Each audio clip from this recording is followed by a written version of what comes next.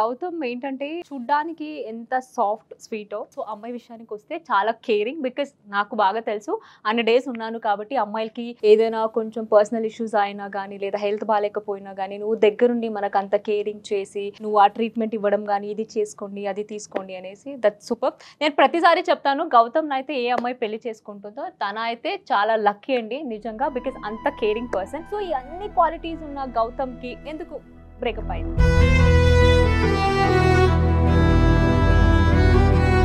కాలేజ్లో ఉండే girl friend ఉంటుండే, దెన్ కైండ్ ఆఫ్ వాళ్ళ ఇంట్లో తెలిసింది. సో అప్పుడు జస్ట్ 21 years నాకు.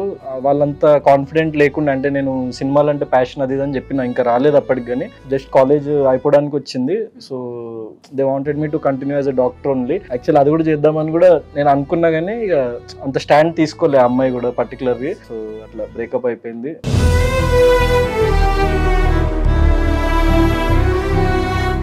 గౌతమ్ సక్సెస్ చూసే ఉంటారు, ఒకవేళ మళ్ళీ అమ్మాయి వచ్చి సారీ అడిగి యాక్సెప్ట్ చేయమని చెప్తే? అంటే రాలేని పరిస్థితికి వెళ్ళిపోయిందిలే అమ్మాయి, వదిలేసే.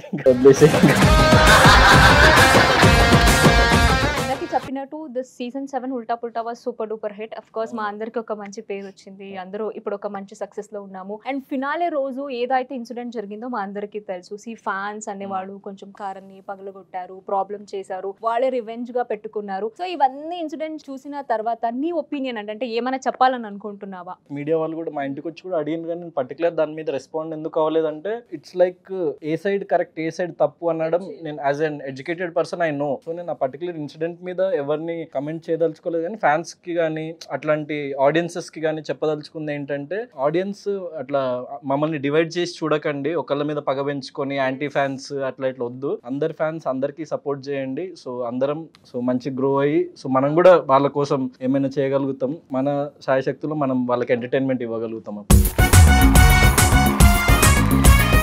గౌతమ్ గారు మీరు తాగుతారా అండి? తాగుతానండి. ఏ బ్రాండ్ అండి? బిస్లరీ, కిన్లే.